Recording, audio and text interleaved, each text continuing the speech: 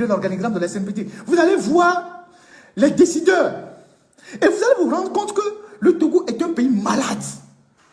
On refuse de renforcer les bases d'une nation. On fait la promotion du népotisme, du tribalisme, de l'ethnocentrisme dans les prises de décision. Les gens de Vaughan, les gens d'Aléron, les gens de je sais pas, de Thévier, ils n'ont pas de cadre, d'ingénieurs pour être dans l'organigramme de décision de la SNPT. Surtout que c'est leurs terres qui sont exploitées. Ils n'ont pas le droit. Déjà, qu'on ne les recrute pas parmi les ouvriers, on va chercher les ouvriers ailleurs. On a pris leurs terres, on a pris tout, on ne fait rien dans leur préfecture. Leurs femmes sont devenues des portefeuilles au grand marché. Et on ne recrute pas leurs frères dans l'entreprise. Il n'y a pas des gens de Vaughan qui sont ingénieurs, géologues, qui sont des spécialistes, qui sont des économistes, qui sont des gens qui peuvent rentrer dans l'organigramme de décision de la SNPT. Au nom de quoi? Donc aujourd'hui, la SNPT est devenue une vache à lait dont personne ne sait où vont les recettes. Mais je vous ai prévenu, je vous ai dit que le phosphate clair qu'on exploite là, depuis 1958 ou 57, il va finir. Il va finir dans les phosphates clairs. Maintenant, ils vont exploiter le carbonaté. Et en prévision de l'exploitation des carbonatés, ils ont envoyé une délégation aux États-Unis il y a quelques jours, il y a quelques semaines. Ils ont envoyé, je pense que le DG adjoint et le responsable de je ne sais quoi qui était aux États-Unis, il y a quelques semaines, pour aller faire des analyses des échantillons, je pense, du phosphate carbonaté. Et le neveu d'Ederi, là, qui s'appelle, comment j'ai appelé son nom tout à l'heure, Even Wanunu, était allé les rejoindre aux États-Unis là-bas pour parce que c'est le phosphate carbonaté qu'ils sont en train de convoiter maintenant. Et le phosphate carbonaté est beaucoup plus en profondeur. Nous avons la chance que le phosphate qu'on exploite actuellement est en surface. Donc ça ne nécessite pas beaucoup d'investissement.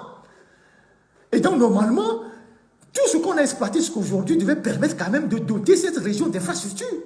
Regardez, pour quitter Agbodrafo, pour aller à Togoville, on a été incapable de construire un pont pour enjamber le lac. Alors que c'est la zone phosphatière. Vous avez même qui est à côté. C'est dans cette zone-là qu'on exploite les phosphates.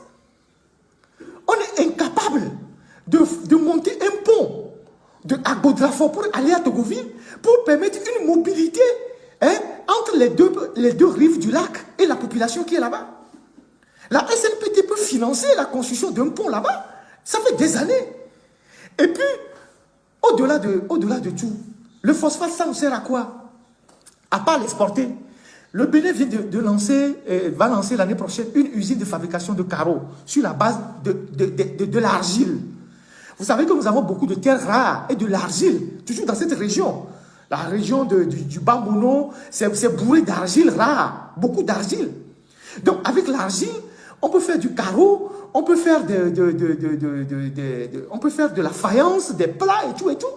Le Bénin, puisqu'on partage le même bassin sédimentaire, c'est le mono. Donc la sédimentation qui est au Togo, on a pratiquement à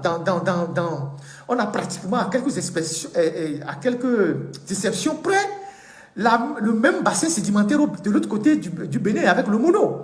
Donc le Bénin, avec les terres rares, avec l'argile, veut lancer une usine de fabrication de carreaux pour réduire l'importation de carreaux de l'extérieur l'année prochaine. Nous avons des phosphates qu'on exploite depuis 60 ans, 70 ans. On n'a même pas une usine d'engrais pour soutenir nos populations, nos agriculteurs. On n'a pas une usine de poterie, de faïence. On n'a même pas une usine de carreaux. Mais on a des terres rares. On creuse la terre, on vend, on est en faillite. Et on permet aux étrangers de venir gérer nos sociétés. Donc, je voudrais interpeller les responsables des syndicats à la SNPT. Parce que le patriotisme passe par là. Le patriotisme, c'est de préserver ce qui est à nous. Parce que si demain les phosphates finissent, vous allez perdre votre emploi. Vous, les employés, les fonctionnaires, vous allez tout perdre. Vous n'avez aucune fierté à travailler pour enrichir les gens qui viennent de l'extérieur. Donc, les syndicats au niveau des phosphates, les délégués du personnel, soit vous êtes complices avec la direction, parce qu'on ne vous entend jamais, vous êtes des corrompus, on ne vous entend jamais, et peut-être que vous êtes des militants de UNIR, vous allez en campagne, tout ce qui se passe là-bas, ça ne vous dit rien, mais vous devez vous réveiller. D'abord, vous réveiller pour mettre fin à ces directeurs qui sont à la retraite, qu'on garde toujours à leur poste, qui continuent de gagner beaucoup d'argent sur le dos des étudiants qui cherchent du boulot sans avoir. Vous devez vous rebeller contre les étrangers qui viennent donner qui viennent prendre des décisions au Togo à la place des Togolais. Les syndicats doivent jouer leur rôle.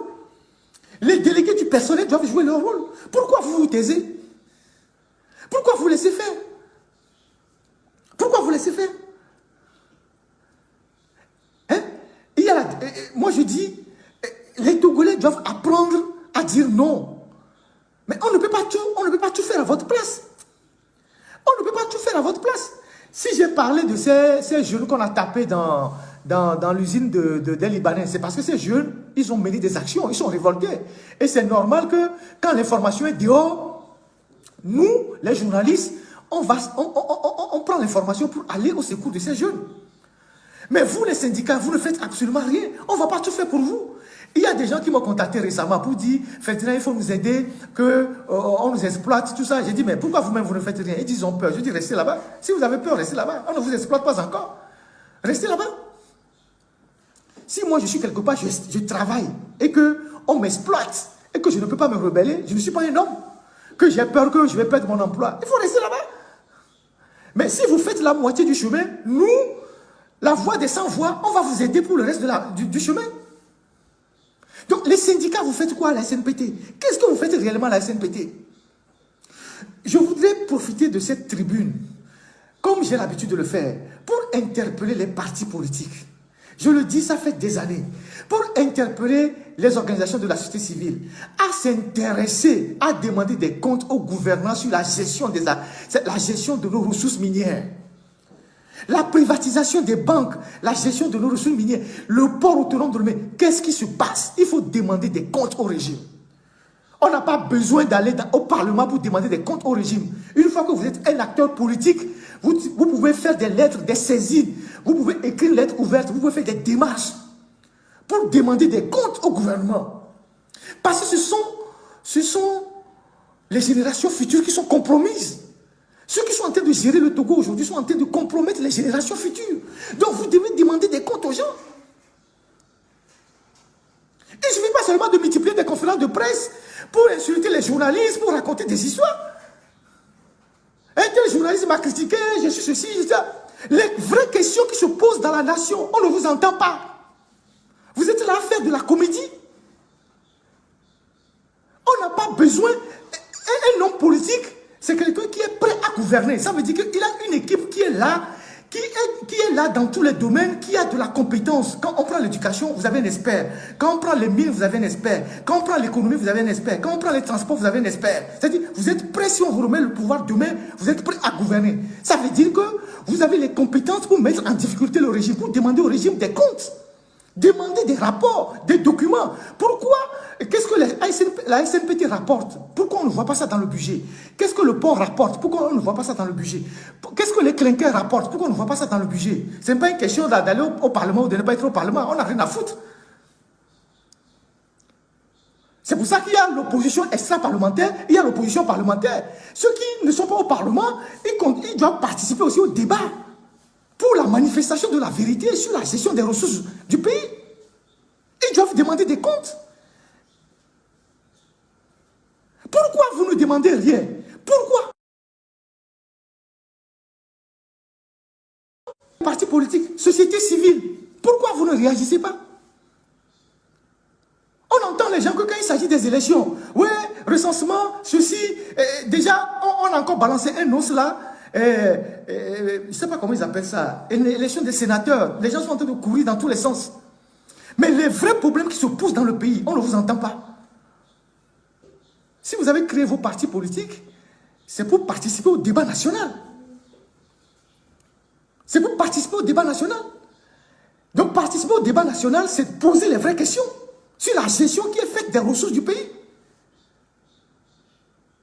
Et si vous êtes des stratèges, vous devez savoir que l'adversaire que vous combattez, lui, il utilise ces ressources-là pour se maintenir au pouvoir. Donc, en le dénonçant, vous le fragilisez.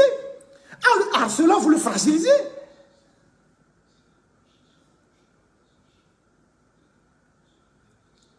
Pourquoi Ford utilise les Israéliens pour gérer les phosphates? C'est parce qu'il y a un deal. Pourquoi il utilise les Israéliens pour gérer les phosphates? C'est parce qu'il y a un deal. Et derrière ce deal, c'est quoi? C'est son maintien au pouvoir. Quand il privatise les sociétés d'État, c'est un deal. Le derrière ce deal, c'est quoi? C'est son maintien au pouvoir. Pourquoi? Rappelez-vous, en 2007, Sarkozy avait rencontré Faure Gnassingbé en marge du sommet de... comment c'est un sommet UE-Afrique à Lisbonne. Et Sarkozy lui a dit dans les couloirs, quand on aime la France, il faut penser aux intérêts de la France ou quelque chose comme ça. Sarkozy a sorti une phrase comme ça pour plaider le cas de son ami Bolloré. Mais c'était une phrase qui était comme une menace. Mais dès que Faure est rentré, à partir de 2008, Faure a commencé par mener des manœuvres pour éjecter Dupuy-Doby et ramener Bolloré au port. Et dès que Faure a ramené Bolloré au port, Bolloré a financé la campagne de Faure en 2010 comme celle d'Alpha Condé. La France s'est tue. Donc il a vendu le port pour son maintien au pouvoir. Donc s'il vend une banque demain, il privatise une banque demain, en échange, c'est qu'il reçoit quelque chose. S'il cède Togocom, c'est qu'en retour, il reçoit quelque chose. C'est son maintien au pouvoir. Et pourquoi vous qui le combattez, vous n'arrivez pas à aller chercher des chiffres, des données, surtout qu'il y a des rapports pour le dénoncer, pour le confronter, et puis pour informer les populations que voilà comment on est en train de vendre les bijoux de famille, et que demain, c'est la pauvreté qu'on crée pour les générations futures.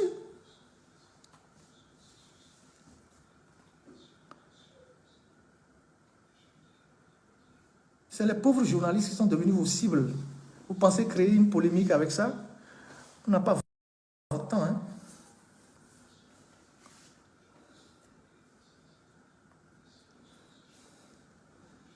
Un homme politique qui ne supporte pas les critiques ne peut pas gouverner un pays.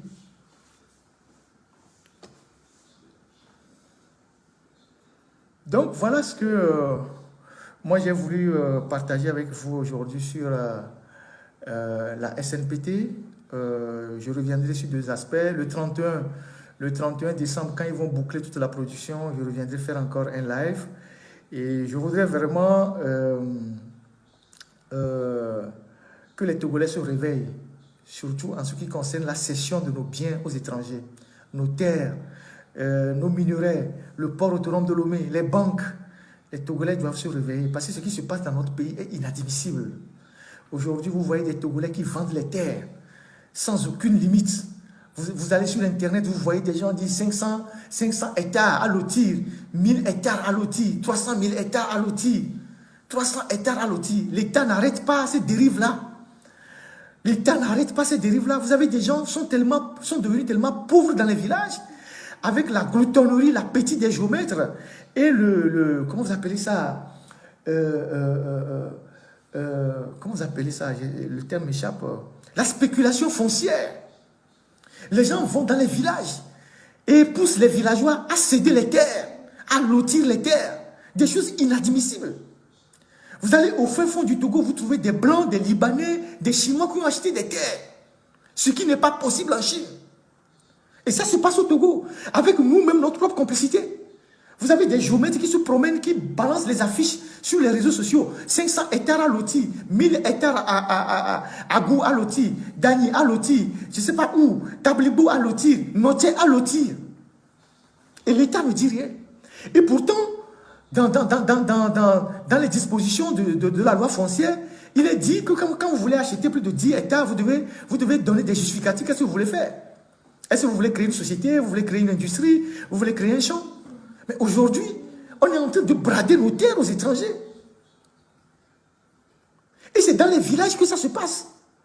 Il suffit d'envoyer 100 000, 2 schnapps à un chef bizarre là, qui est dans un village, avec la complicité d'un géomètre. Ils vont lotir les terrains pour vendre. Les gens sont dans des villages qui n'ont même plus de terre. Et pourtant, nous avons un petit pays, une bande de terre. Et le Togo est en train... Donc, la population togolaise est en train d'augmenter. La population togolaise est en train d'augmenter. À un moment donné, il arrivera des moments où on va avoir des problèmes sur la gestion du foncier.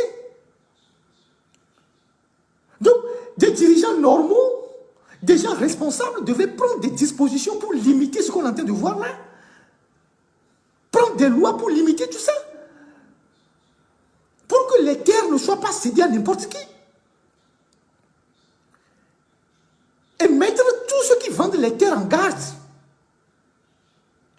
Mais rien n'est fait. Rien, absolument rien n'est fait. Les gens continuent. Hein? Tu vas sur Facebook là, hein? Les terres à vendre, les terres à lotir, tout ça, partout. Partout. Partout. 300 hectares, 400 hectares, 500 hectares à lotir. Ils vont te dire que, je ne sais pas comment ils disent ça, que acte notarié, décision de quoi, de justice, collectivité, c'est les termes comme ça qu'ils utilisent. À lotir. Et vous vendez les terres comme ça. Est-ce que vous savez que plus de 60% des terres au Togo, même un peu plus, ont déjà quitté les premiers propriétaires? Est-ce que vous savez ça? C'est-à-dire, 60% des terres ont déjà quitté les mains des premiers propriétaires. 60-70% ont quitté les mains des premiers propriétaires.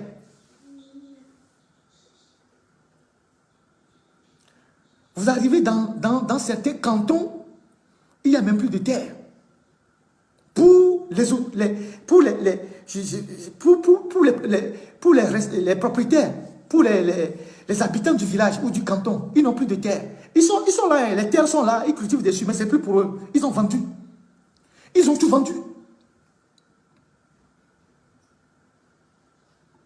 Vous avez des petits géomètres qui se promènent avec des quoi, qui sont dans la brousse, accompagnés de quelques gardes de l'OTR, et les chefs cantons, les chefs de village, des mandataires, voilà comment on les appelle, qui sont en train de brader les terres de tout un pays. Et l'État regarde, il croise les doigts, ne dit rien. L'État ne dit rien. À l'indépendance, dans les années 1960, Sylvanus avait prévu plein de projets à Michintove. Plein de projets devaient être à Michintove. Plusieurs projets, allez dans les archives, vous allez voir. Beaucoup de projets devaient être installés à Michintove. C'est pour ça que toute la zone de Michintove a été préservée. Mais aujourd'hui, ils sont en train de brader toutes les terres. Mais les projets là sont là. Ils sont en train de... Ce n'est pas pour rien qu'on appelle là-bas Michintove. Il y a Michintove, ils sont dérivés de Kovi, tout ça. Il y avait plein de projets qui étaient réservés là-bas à l'indépendance.